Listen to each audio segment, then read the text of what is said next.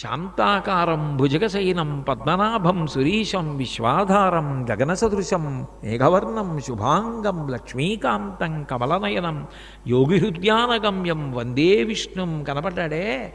ఆయన అంతటా ఉంటాడంటారు కదా, ఇందులో ఎవరిగానైనా ఉన్నాడా అని చూసేవట్ట. ఏమిటి పిల్లాడు అందరినీ పరీక్షగా చూస్తూ ఉంటాడని ఆ పిల్లాడిని పరీక్షిత్ అని పిలిచారు. కాబట్టి మిగిలిన రాజులలా పుట్టినవాడు కాదు పరీక్షిత్. కృష్ణ భగవానుని యొక్క అనుగ్రహమునకు పాత్రుడై పుట్టినటువంటి వాడు. ఆయనకి జాతకర్మ చేయించి ధర్మరాజు గారు పొంగిపోయాడు. తన వంశ కీర్తి ప్రతిష్టలను నిలబెట్టేటటువంటి మనవడు పుట్టాడని. ఆయనకి పట్టాభిషేకం చేసి పాండవులందరూ స్వర్గారోహణ పర్వంలో స్వర్గలోకానికి వెళ్ళిపోయారు. పరీక్షిత్ రాజ్యపాలన చేశాడు. ఆయన పరమ ధార్మికుడు. కృష్ణ పరమాత్మ యొక్క పాదార విందముల యందు నిరతిశయ భక్తి కలిగినటువంటి వాడు. అటువంటి పరీక్షిత్తుని ఒకానొక కారణం చేత శృంగి అనబడేటటువంటి ఒక ఋషికుమారుడు శపించాడు. నువ్వు మా నాన్నగారు ధ్యాననిష్టలో ఉండగా వెళ్ళి ఆయన యొక్క మెడలో మృత సర్పాన్ని వేశావు. ఓడక వింటి కోపున మృతోరగమున్ కొని తెచ్చి మారు మాటాడకయున్న మజ్జనుకు అంశ తలంబున పెట్టి దుర్మద క్రీడ చెరించు రాజు హరకేశవులడ్డిననైన చచ్చుపో ఏడువనాడు హీతి తక్షక ఫణీంద్ర విషానల హీతి సంహతిన్. ఆయనకి ఫలానా రాజు మా నాన్నగారి మెళ్ళలో పావుని వేశాడని కూడా తెలియదు. కానీ ఆయన తపశ్శక్తి అలాంటిది. శృంగి శపించాడు నదీ తీరంలోనే. ఎక్కడో ఆడుకుంటున్నాడు. ఆడుకుంటున్న వాడి దగ్గరికి వెళ్ళి చెప్పారు, మీ నాన్నగారు శమీక మహర్షి మెళ్ళలో ఎవరో రాజు వచ్చి ఒక చనిపోయిన పావుని వేసి వెళ్ళేట్టని. ఓడక వింటి కోపున మృతోరగమున్ కొని తెచ్చి మారు మాటాడకయున్న మజ్జనకు అంశతలంబున పెట్టి దుర్మద క్రీడ చెరించు రాజు. ఏ రాజైతే వచ్చి ధనస్సు యొక్క అడుగు భాగం చేత చచ్చిపోయినటువంటి పావుని పైకెత్తి మెడలో వేసి వెళ్ళిపోయి సంతోషంగా గడుపుతున్నాడో ఆ రాజు నేటికి 7వ నాడు ఇవాల్టి నుంచి 7 రోజుల లోపల తక్షకుని యొక్క విష ప్రభావము చేత మరణించుగాక అని శపించాడు. ఈ శాపం తెలుసుకుని వెంటనే శమీక మహర్షి కబురు చేశారు పరీక్షిత్తుకి. అంత గొప్పవాడు ఆయన మరణిస్తాడా అని బాధపడి, నా కొడుకు నిన్ను ఇలా శపించాడు, 7 రోజుల్లో మరణిస్తున్నావని. ఆయనకి ఈ వార్త తెలిసింది. ఆయన మహాతపస్వి పరీక్షిత్. ఆయన కూడా శృంగిని శపించగలడు. ఆయన అన్నాడు, నేను తప్పు చేశాను, వేట కోసం వెళ్ళాను, తమకం. ఆ వేట తమకం ఏం చేసిందంటే కలిపురుష స్థానం కాబట్టి ప్రాణివధ పెంచేసి నన్ను ఆ కలిపురుషుడి యొక్క ఆవేశం ఋషి మెడలో మృత సర్పం వేసేటట్టు చేసింది. తప్పే ఉంది, వాళ్ళ అబ్బాయి శపించాడు, నేను శపించవచ్చు. కానీ మళ్ళీ ఇంకో దోషం ఎందుకు వచ్చింది, నేను శపించాను. పుట్టిన ప్రతి వ్యక్తి ఏనాడో గిట్టవలసినదే. నా మృత్యువు నాకు తెలిసింది, నా అదృష్టం. కాబట్టి నేను బెంగ పెట్టుకోవాల్సిన అవసరం ఏమిటి? నేను బెంగ పెట్టుకోను. నేను ఈ 7 రోజులు గంగానది ఒడ్డుకు వెళ్ళి ప్రాయోపవేశం చేసి కూర్చుంటాను అని ఆయన గంగానది ఒడ్డున ప్రాయోపవేశం చేశాడు. చేసి అమ్మా అని పిలిచిన నరు పొమ్మ అని ముక్తి కడకు బుత్తువట. లిమా నీ రూపముతో రమ్మా నాకిదురంగ గంగ రమ్యతరంగా అని పిలిచాడు. గంగమ్మ దగ్గరికి వెళ్ళి అమ్మా అంటే చాలట. అమ్మా నిన్ను చూచిన నరు పొమ్మ అని ముక్తి కడకు బుత్తువట. ఎవరు గంగమ్మ దగ్గరికి వెళ్ళి అమ్మా అన్నాడో వాణ్ణి పోరా మోక్షానికి అంటుందిట. లిమ్మా నీ రూపముతో రమ్మా నాకెదురంగ గంగ రమ్యతరంగా అంటారు. ఆ గంగ ఒడ్డున తన శరీరం వదిలిపెట్టాలని అందుకే శంకరాచార్యులు వారంతటి వారు అభిలషించి గంగాష్టకంలో దాన్ని ప్రస్తావన చేశారు. మాతాజాహ్నవిశంభు సంగమిళితే మౌళౌ నిధాయాంజలిం త్వత్తీరే వపుషోవసాన సమయే నారాయణాంఘ్రిద్వయం సానందం స్మరతో భవిష్యతి మమ ప్రాణ ప్రయాణోత్సవే భూయాద్భక్తిరవిచ్యుత హరిహరద్వైతాత్మికా శాశ్వతి అన్నారు. మాతాజాహ్నవి శంభుసంగమిళితే, అమ్మ నా శరీరంలోంచి ప్రాణములు ఉత్క్రమణములు అయిపోతూ ఉంటే నేను మానసికంగానో శారీరకంగానో నీ ముందు నిలబడి ఉండాలి. గంగా తరంగముల వంక చూస్తూ నారాయణమూర్తి యొక్క పాదములను తల మీద ధరించినట్టు ధ్యానం చేసి అంజలి ఘటించి, నేను నా ప్రాణములు విడిచిపెట్టడం నాకు ఉత్సవం కావాలి. నేను ఒక ప్రవచనం చేసి ఇంటికి వెళ్ళిపోయిన తరువాత చెమట పట్టినటువంటి బట్టని విప్పినంత హేళగా బ్రతికున్నంత కాలం కష్టపడి స్వామి నీ కథ చెప్పా, ఇదిగో అయిపోయింది, నీ పాదములలో చేరుతున్నానని ఆనందంతో ఉత్సవం జరిగినప్పుడు ఎట్లా సంతోషించానో అట్లా వదిలేయాలి నా శరీరాన్ని. సానందం స్మరతో భవిష్యతి మమ ప్రాణ ప్రయాణోత్సవే భూయాద్భక్తిరవిచ్యుత హరిహరద్వైతాత్మిక శాశ్వతి. బ్రతికున్నంత కాలం మాత్రం నాకు శివకేశవుల మధ్య భేదభావము కలగకుండుగాక అని కోరారు ఆయన. అంటే గంగానది అన్నది అంత పవిత్రం. అటువంటి పరమపావనమైనటువంటి గంగానదీ తీరంలో పరీక్షిత్తు ప్రాయోపవేశం చేశాడు. చేసి ఉరగాధీశ విషానలంబునకు మే నొప్పింతు ఈశ్వర సంకల్పము నీడు మానదు భవిష్యజ్జన్మ జన్మంబులన్ హరి చింతారతియున్ హరిప్రణుతి హరి భాషాకర్ణనాసక్తియున్ హరి పాదాంబుజ సేవయున్ కలుగు మీరర్థిన్ ప్రసాదింపరే. నేను 7 రోజుల్లో చచ్చిపోతానని నాకు బెంగేం లేదు. ఎప్పుడో అప్పుడు చచ్చిపోవాలి, అది తెలిసి చచ్చిపోతున్నాను, నా అదృష్టంగా భావిస్తాను. కానీ బ్రతికున్న ఈ 7 రోజులలో నేను ఏది వింటే రాబోయేటటువంటి జన్మలలో నాకు ఎప్పుడూ హరి యొక్క పాదముల యందు తిరుగులేని భక్తి నిలబడి ఉంటుందో, ఆయన సేవ చెయ్యాలన్న కోరిక నిలబడుతుందో, నాకు అటువంటి విషయాన్ని ఈ 7 రోజులలో చెప్పగలిగిన వారెవరో వారు చెప్పండి అన్నాడు. అక్కడ వశిష్ఠ విశ్వామిత్రాది మహర్షులందరూ ఉన్నారు, అత్రి మహర్షి ఉన్నారు. అటువంటి సమయంలో ఏది చెప్పాలి అని ఆలోచిస్తున్నారు. ఆలోచిస్తున్న సమయంలో పిల్లలందరూ రాళ్ళు విసిరి పిచ్చివాడిని గేలి చేస్తున్నారు.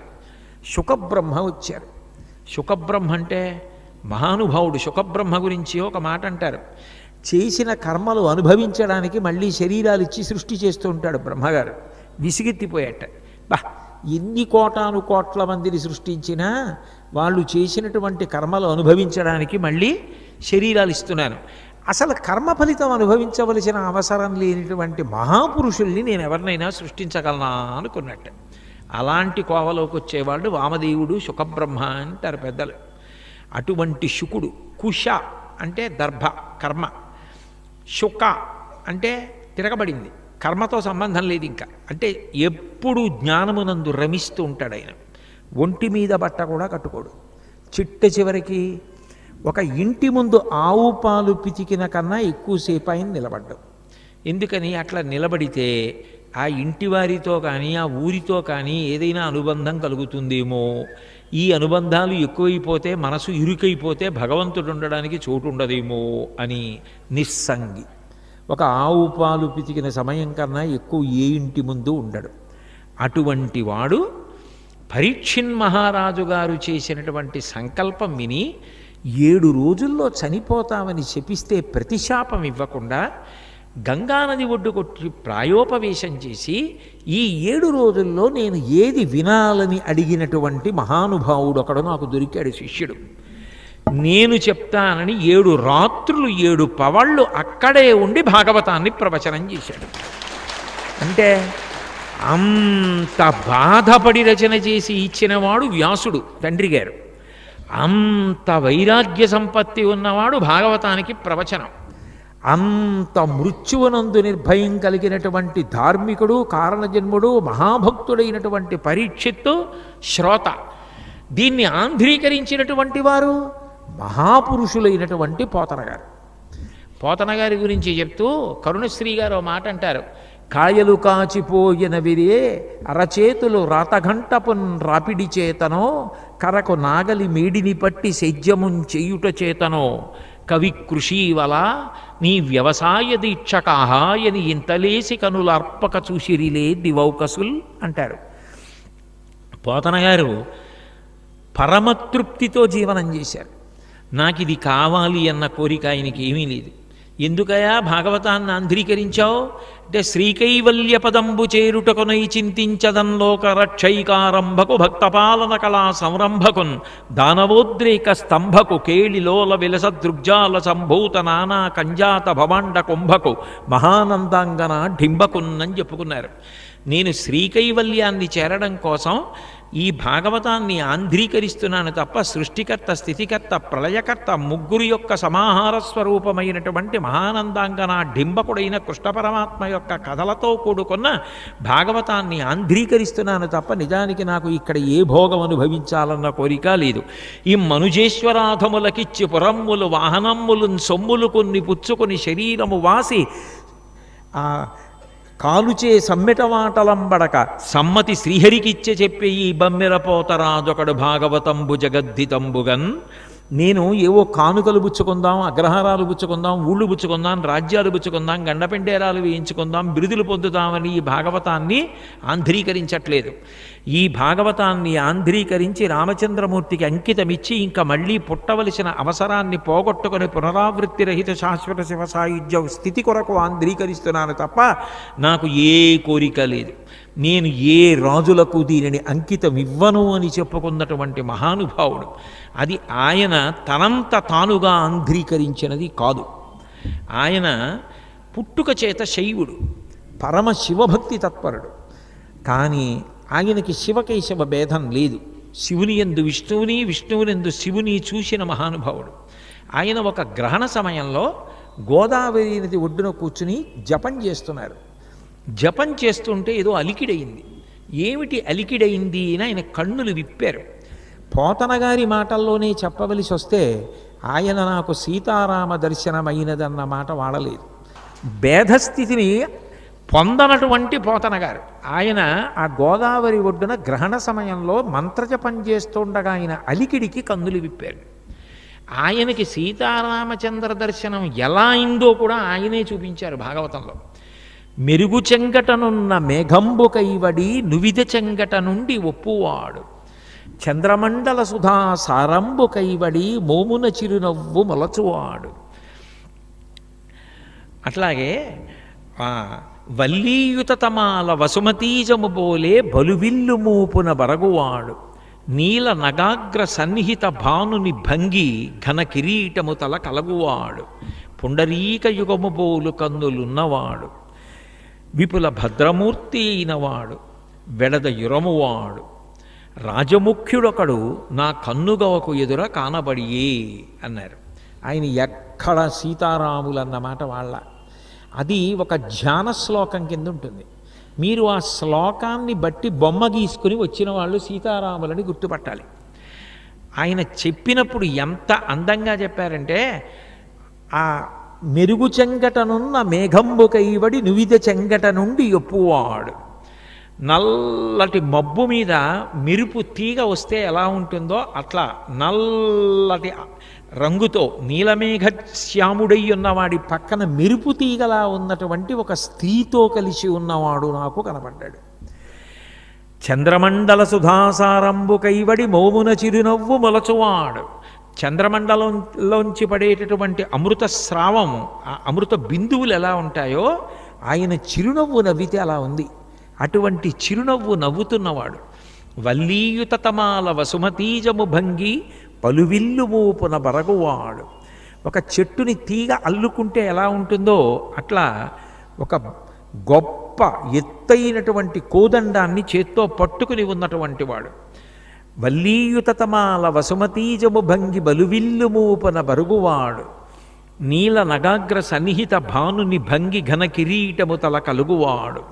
నల్లటి కొండ దగ్గర సూర్యబింబం ఉదయిస్తుంటే ఆ ఉదయిస్తున్నప్పుడు పైకెక్కుతూ ఉంటే ఆ కొండ కిరీటం పెట్టుకున్నట్టుగా కనపడినట్టు ఘనమైనటువంటి కిరీటం పెట్టుకున్నటువంటి నీలమేఘశ్యాముడు. పుండరీక యుగము పోలు కన్నులున్నవాడు. తామర పూలు ఎలా ఉంటాయో అటువంటి కళ్ళున్నాయి. రామ కమలపత్రాక్ష సర్వసత్వ మనోహర రూపదాక్షిణ్య సంపన్న ప్రసూత జనకాత్మజే అంటారు రామాయణంలో వాల్మీకి మహర్షి. రాముడి కళ్ళని ఎప్పుడూ తామరపూలతో పోలుస్తూ ఉంటారు.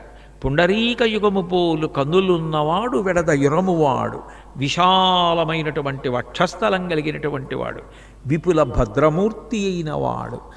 ఎవరు పక్కన ఉంటే శ్రీరామరక్ష సర్వజగద్రక్ష అంటాం కాదు, ఆ శ్రీరామరక్ష ఎవడు లోకములను ఎప్పుడూ రక్షణ చేస్తూ ఉంటాడో అటువంటి వాడు రాజముఖ్యుడొకడు, రాజులలో ముఖ్యుడు.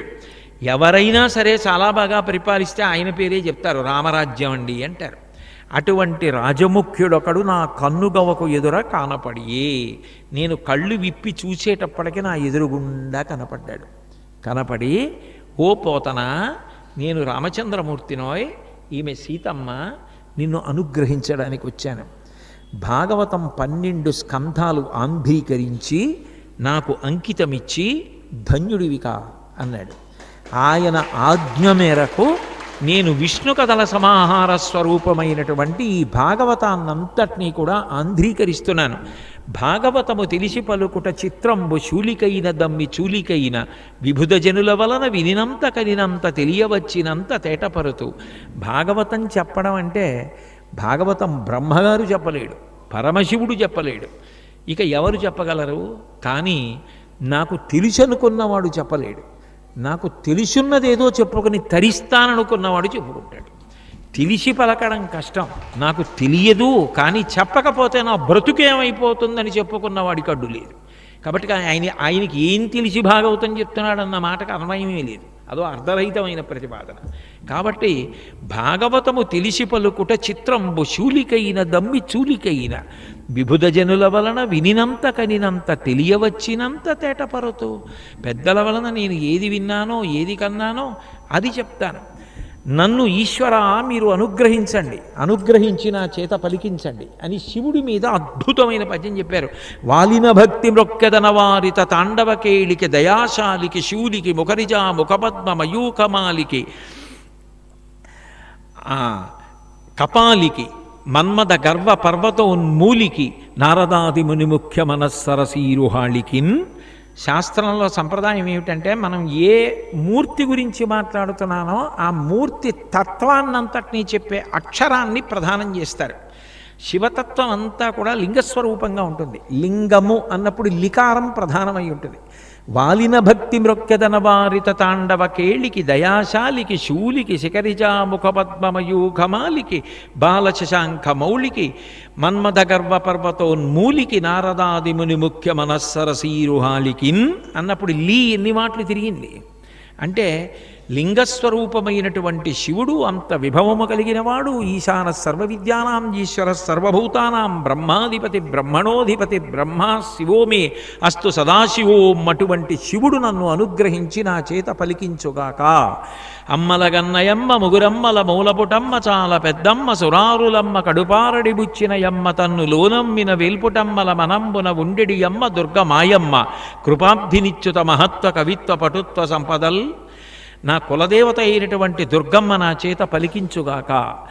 పోతనగారంటే ఎంత శాస్త్రముల యందు ప్రభుత్వము కలిగిన వారో, ఎన్ని విషయములు తెలిసిన్నవారో, ఎంత గర్వము లేనివారో, ఎంత వినయ సంపత్తి కలవారో చెప్పడానికి ఈ పద్యం ఒక్కటి చాలు. శ్రీ విద్యా సంప్రదాయంలో అమ్మవారి గురించి ఏది చెప్పవలసి వచ్చినా క్లీం లాంటి బీజాక్షరాలున్నా ఓం ఐం హ్రీం శ్రీం వీటిని మాత్రం తప్పకుండా అంటారు. ఓం ఐం హ్రీం శ్రీం శ్రీమాత్రే నమః అంటారు. పోతన గారు ఓం ఐం హ్రీం శ్రీం శ్రీమాత్రే నమః దీన్ని పద్యంగా మార్చారు.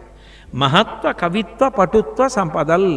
మహత్వ ఓం, ఓం కవిత్వ ఐం, మహత్వ కవిత్వ పటుత్వ హ్రీం, సంపదల్ శ్రీం.